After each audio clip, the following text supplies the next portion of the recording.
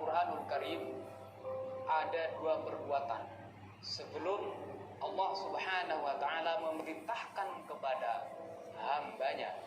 Allah Subhanahu wa Ta'ala terlebih dahulu melakukan apa yang diperintahkan kepada hambanya.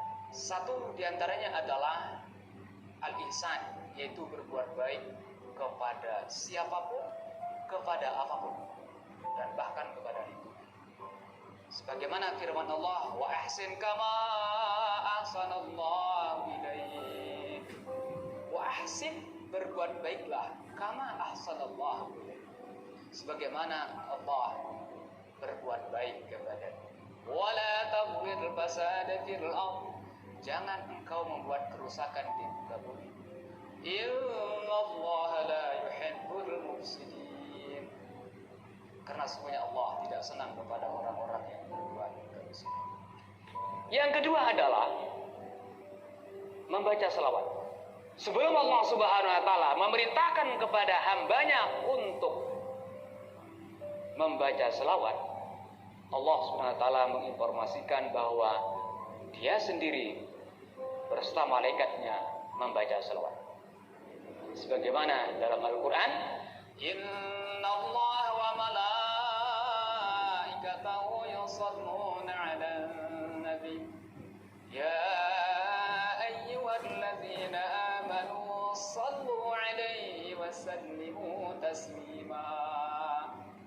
Innallaha wa malaikatahu, sungguh benar-benar Allah dan para malaikatnya berselawat kepada Nabi. Dan setelah Allah menginformasikan, baru ya ayyuhalladzina amanu, wahai orang-orang yang beriman, sallu 'alaihi wa sallimu taslima, ucapkanlah selawat dan salam kepada Rasulullah sallallahu alaihi wasallam. Orang yang paling dekat dengan Rasulullah sallallahu alaihi wasallam adalah orang yang paling banyak membaca selawat.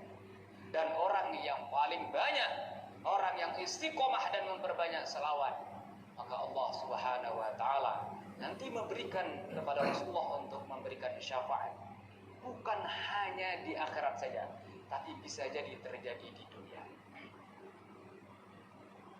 Di dalam kitab yang bernama Irsyadul Ibad yang disusun oleh Syekh Zainuddin Al-Malibari, di sana diceritakan ada seorang laki-laki di saat melaksanakan haji, di tempat-tempat pelaksanaan haji, misalnya waktu tawaf, waktu wukuf di Arafah, waktu bermalam di Muzdalifah, waktu melempar jumrah atau bermalam di Mina, waktu sa'i antara Safa dan Marwah, tidak ada yang dibaca kecuali hanya selawat saja. Allahumma shalli ala Muhammad. Sehingga orang yang mendengarnya itu menegurnya, wahai saudara, kenapa engkau tidak membaca doa-doa yang masyhur, doa-doa yang berasal dari Rasulullah SAW di tempat-tempat haji? Tapi saya dengar engkau hanya membaca selawat saja. Akhirnya seorang laki-laki menceritakan kisahnya, kejadian yang terjadi selama di dalam perjalanan menuju haji bersama bapaknya. Orang ini menceritakan, wahai saudaraku, saya di saat berangkat haji dengan bapakku, tiba-tiba di perjalanan di Basrah, orang tuaku meninggal dunia. Di saat orang tuaku meninggal dunia, tiba-tiba ada kejadian yang membuat saya kaget dan menyedihkan, yaitu tiba-tiba bapakku wajahnya berubah menjadi hitam. Kejadian ini membuat aku menjadi sedih, sehingga pada saat aku menunggu, aku tertidur. Dan di saat aku tidur itu tiba-tiba Rasulullah SAW dalam mimpiku datang. Dan dalam hatiku di saat mimpi itu berkata, kebetulan saya ketemu dengan Rasulullah, saya akan bertanya kepada Rasulullah, apakah yang menyebabkan bapakku wajahnya, mukanya berubah menjadi himar di saat dia meninggal? Akhirnya benar, pada saat itu laki-laki ini bertanya kepada Rasulullah, ya Rasulullah, kenapa bapakku berubah wajahnya menjadi himar? Dosa apakah yang kira-kira menyebabkannya sehingga berubah wajahnya? Rasulullah SAW pada saat itu mengatakan, wahai bapak itu berubah wajahnya menjadi himar karena suka makan darah riba. Orang yang suka makan darah riba dari dunia sudah diazab oleh Allah.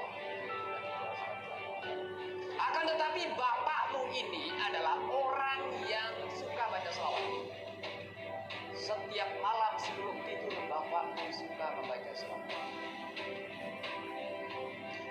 saat itu datanglah malaikat yang memperlihatkan amalan-amalan daripada umat Nabi Muhammad Sallallahu Alaihi Wasallam. Nah, pada saat itu Rasulullah Sallallahu Alaihi Wasallam melihat amalan seorang bapak itu, sehingga Rasulullah tergerak hatinya pada saat itu dalam mimpi itu untuk berdoa kepada Allah. Allahumma syafi'ni, ya Allah berikanlah aku untuk bisa memberikan syafaat kepada laki-laki. Setelah Rasulullah berdoa dengan ungkapan Allahumma syafi'ni, langsung bangun dari tidurnya laki-laki itu. Setelah bangun, langsung bapaknya dibuka. Ternyata alhamdulillah wajahnya berubah seperti biasa, dan bahkan wajahnya bersinar seperti bulan purnama.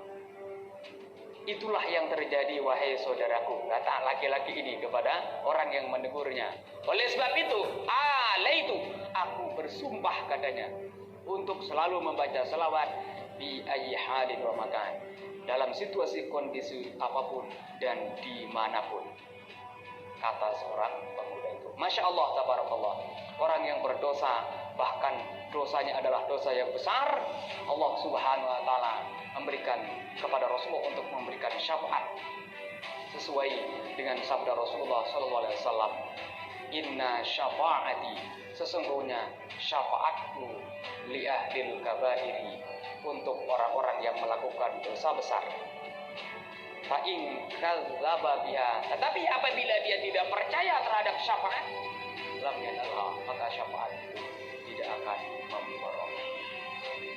Mudah-mudahan kisah ini adalah memberikan inspirasi kepada kita untuk selalu membaca selawat dimanapun dan kapanpun, sehingga kita termasuk dalam kategori orang-orang yang akan mendapatkan syafaat nanti dari Rasulullah Sallallahu Alaihi Wasallam.